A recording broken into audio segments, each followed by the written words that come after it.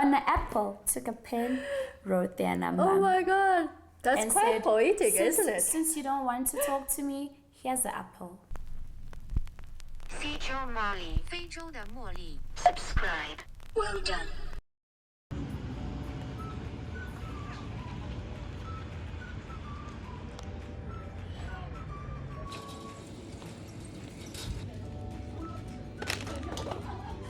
Okay, I've got the whole bag of snacks here and also some ice cream. So look how big is this bag. I'm sure tomorrow we're going to have some really good snacking time. You see, it's good for us too. So if you ever around in Johannesburg, around Rivonia area, come to this intersection, Rivonia Conjunction, and visit this Korean supermarket, Kokoro. It's a really nice supermarket. They have all sorts of cooking ingredients and Korean food and also Korean cosmetics and even cooking wares. They even have a barber shop inside. So if you ever need any Asian cooking ingredients, just to try something new, Asian style, come around. It's in the middle of the city. So yeah, don't miss out. So let's try the next one. So this one, very much. We like it very much. Love it. Yeah. Okay. Do you want to try the sweet potato thing? I love sweet potato. Oh, and they all look so cute. I could literally eat this all day. This is also a little bit sweet. I think like there's something particular about Korean food, Korean snacks. They love sweetness. Like everything, even like savory stuff they eat, spicy stuff, they always put some sugar inside. So now we want some anecdotes. So things only the crew member know. I don't know what confuses us as people, because a public toilet, it's just like in the aeroplane, it's just like a public toilet. Just because it's in an aeroplane doesn't mean, you know, it's I'm not saying it's not clean. The toilets are cleaned before each and every single flight and at the end of every single flight. So when the aircraft is going, it's cleaned. It's clean. The whole cabin is cleaned. But it is like any other public toilet. So I would recommend that you do take precautions as you would in any other public toilet in terms of placing your tissue or, you know, using your hand sanitizer. And please, let's flush after ourselves. Trust me. Are there people who don't flush? Who don't flush, yes. Please flush the toilet. So when you're done using are the there toilet. many of them don't flush? No, not really. But it's just. But every now and then you see people that just don't. You. Let me just make it a reminder, please. When you are there, the flushing thing tool is somewhere there. Just look for it. It's very easy to find. And then you flush and wash your hands. Okay. Because just be courteous in terms of leaving the toilet clean for the next passenger who's going to come as well.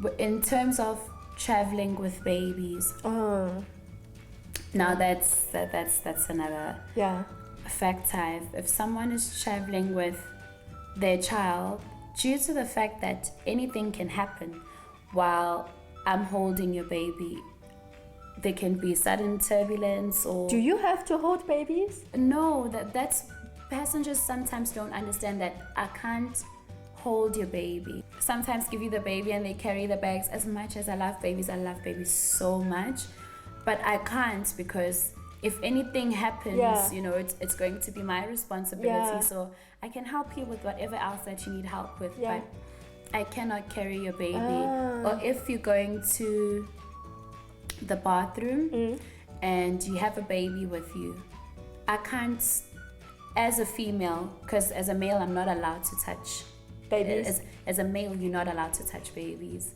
As a male flight attendant you don't. Okay, but what is the reason behind that? Because, I mean, they just don't allow. They're not allowed. They don't explain why. They're not allowed because, you know, people can make accusations. Like people can accuse you to harming the baby. Harming the baby okay, or I anything, see, especially if it's a male. So they can help you with anything else except babies. I'm also not allowed to hold your baby, but if it's an urgency and you need to use the bathroom, I cannot take your baby from you while I'm standing. I must be seated, and then I must hold the baby for that period of time in public view, because I can't take your baby and sit with the baby in the galley or something. Okay, that's very interesting. Yeah. So what would you suggest to, for example, single mothers traveling with a baby when they have to, for example, be away from the baby? What can they do in that situation? Basically, they should avoid that situation by all means, because not traveling alone with the baby. Not traveling alone with the baby. At least travel with someone, and then, you know, when you need assistance with the baby, maybe when you're going to the bathroom or whatever, you know that it's sorted out. Okay. Yeah. Wow, that's something quite interesting to know.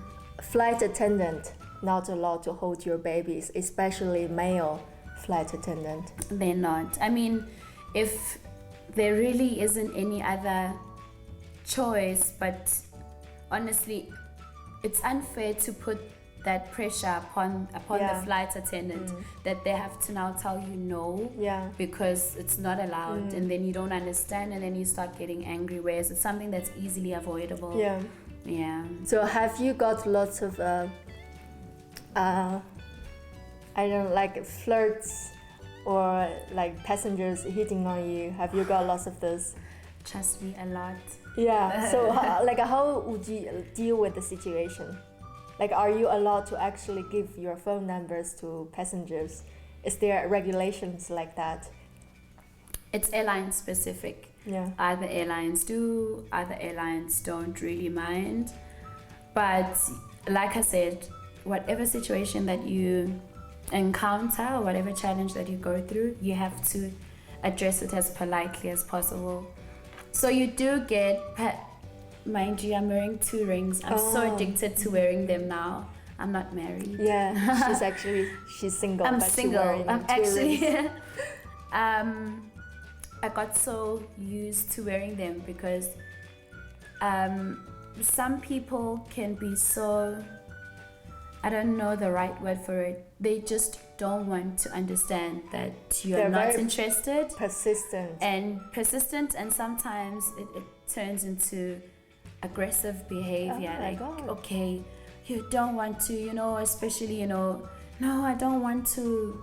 So you don't want to give me a number, you know, who do you think you are? And they get aggressive. I mean, on the flight. On the flight. So you don't want to give me a number, whatever the case is. I'm like, I'm sorry. So these rings have helped me through so much because I can literally say, sorry, sir, unfortunately I'm not. I'm married and I have 2 children. I think I'm going to start believing that I'm married and have 2 children because I say it all the time. And there's still people who, I think any other industry, it's not just in aviation, you meet stubborn people whereby after me telling you that I'm married, you see the rings on my finger, they don't on care. My fingers, and I tell you that I have 2 children, you will still, I've seen so many funny things. So there's a bag in front of the seat in front of you. It's an airsick bag, which you're supposed to use should you feel like you want to throw up or feeling nauseous. You can just quickly grab it and then throw up in it for the time being while you make the way to the bathroom. People will take that paper, write their numbers, squash it, and then put it in your hand and then tell you to read it. And when you check at someone's number, you get people who will give you their tray with the meal that they were eating with their business card on the side. Like, we see the funniest things ever. Someone wrote their number on an apple. On an apple. Because I was just not having it. I told them, I explained, I'm not interested. On the apple, took a pen, wrote their number. Oh my god, that's and quite said, poetic, isn't it? Since you don't want to talk to me, here's the apple. Have an apple. We see, business cards. If you had to keep record of the amount of business cards that you get on a weekly basis, maybe keep them in your bag, you would literally. But would you actually discourage those behaviors, or you also feel like flattered in a way? No. If I am showing you that I'm feeling uncomfortable, and I tell you no, I cannot, to a point where I have to lie and say that I'm married, respect my privacy. Yeah. Just respect my privacy and accept it. There's plenty of, other women out there whatsoever. I don't know if there's a fantasy about flight attendants. The uniforms, I really wouldn't know, but honestly, please respect, as you would respect anybody else, please respect the flight attendants as well. If they say no, please respect their no. If they say they're not allowed to hand you their number, they really aren't allowed to hand you their number. So just don't be persistent and make any female feel uncomfortable, be it a flight attendant, a ground staff agent, a receptionist, whatever the case is. Don't make them feel uncomfortable. If they say no, respect their no. Yeah. I think that's also like a really good advice, just in general, between men and women, right? Yes, that's true. When women say no, it's a no. No, it's not true. Yes, or maybe it's a no. Yeah, it's definitely a no. This one is a very special Japanese and Korean snack. Do you know what is it? Do you know seaweed? Yes. So these are dried seaweed. Is it? That's our snacks. What? Yeah. And how do you just have it like that, or do you have it with something? So you can basically just eat like a cracker. Oh, okay. Or you can also, if you have rice, you eat with rice during your meal. So if you don't have other like vegetables to eat with your rice, for the convenience, you can also have this seaweed paper to wrap up your rice and to eat like sushi. Wow. Yeah. So can you have it with like tuna as well? Yeah. Because I usually have my crackers with tuna, chilies, onions. It's like you can just combine whatever you like to eat with this. Is it? Yeah. Thin like this. Yeah, try.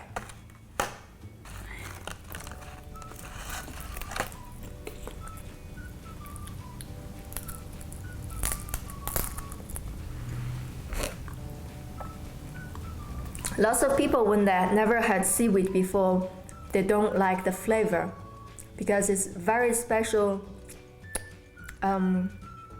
quite strong flavor if you never had this before. I'm trying to find like the right word for it. Like, what does it taste like? It tastes like it's still a bit It's a strange for oceany, like it's very fishy. Yeah, fishy. Yes, fishy, but with coconut, with a twist of coconut as well. Oh, you think so? I get like that coconut crunch from it. Okay. Interesting. So I love this seaweed papers. Like when you chew it, it like becomes crunchy like coconut. Yeah. It has that crunch, definitely. Okay. And it's salty, like it's salty. a natural type of salty, not like artificial salty. Yeah. So they usually they cut the seaweed from the ocean and they spread on the floor to dry it from the sun. After it's dried, they I think they bake it or smoke it to make it crispy, even more crispy, to dehydrate it and put some salt and flavor over. Oh wow. Yeah. I actually would eat this, but it's like tuna, but Yeah. it's already very fishy, like. Yeah, it is. So that's basically how you eat sushi. If you have rice, you put the rice on top of it. If you have a piece of tuna, you put the piece of tuna on top of your rice and you eat like this with your hand. It's actually not, it's like, I'm trying to find the actual word. It's very fishy and salty and very coconutty. How do we put that together? I don't know. Tastes like seaweed. Right? Okay, here now I have two red bean flavored ice cream. So this one is probably matcha. Yeah, red bean with matcha. This one is red bean with vanilla. I'm guessing because I can't read Korean. Just from the look, I'm guessing. So which one would you like to try? The green, the matcha one, or the vanilla one? Can I try the vanilla? Okay. Oh, it looks like a fish. It's supposed to look like Everything a fish. looks like a fish. So this is supposed to look like a fish, just like this one. But I think they, like when I bought this one from the supermarket, on the way it has defrosted, so the shape changed. But it's supposed to look like a fish. So the reason this one looks like a fish is because, like in Asia, we believe fish will bring you luck and fortune. Okay. So like a carbs and fish is like a very good sign for good life and love and abundance. Is it? Yeah. Okay, that's good to know. That's why so many of the food items are shaped as fish. Is the waffle. Inside you have the ice cream fillings. I can't believe this is big. Yeah.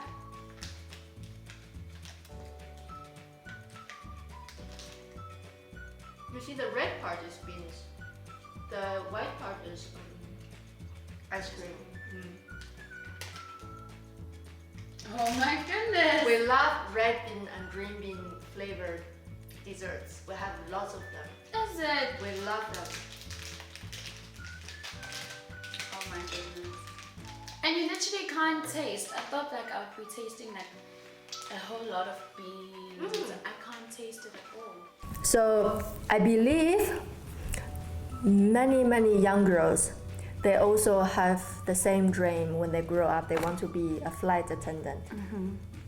Can you give these girls or boys some advice of how to become, what they need to study, and how do they prepare themselves to become a flight attendant? So I would say that they need to do their research online, complete their metric certificates, of course, make sure they pass their metric, to the best of their ability, especially their English.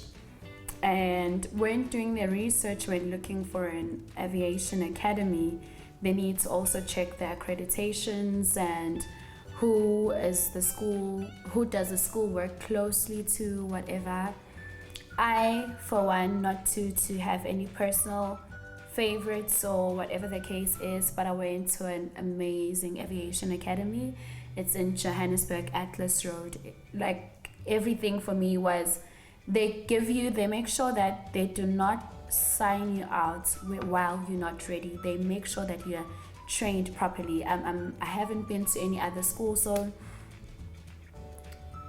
just make sure that you check that it's accredited. And when you apply at an airline, how acknowledged is that school? How big is that school within the aviation industry? Because whoever has a bigger name or recognition is going to get the first priority, because we know the school, we know this is how the school works, so we can hire them, Oh, okay. So, but they are not involved with your job hunting? No. They do not give you any No. assistance or network. Like any other school, no school can guarantee you a job placement. However, yes, since it is a recognized aviation academy, we do get people like ground handling companies and other airlines who do take some CVs from the school. And you know, when you submit your CV and the school's name is there, then it works to your advantage. Yeah. So when you're done doing that as well, prepare yourself mentally.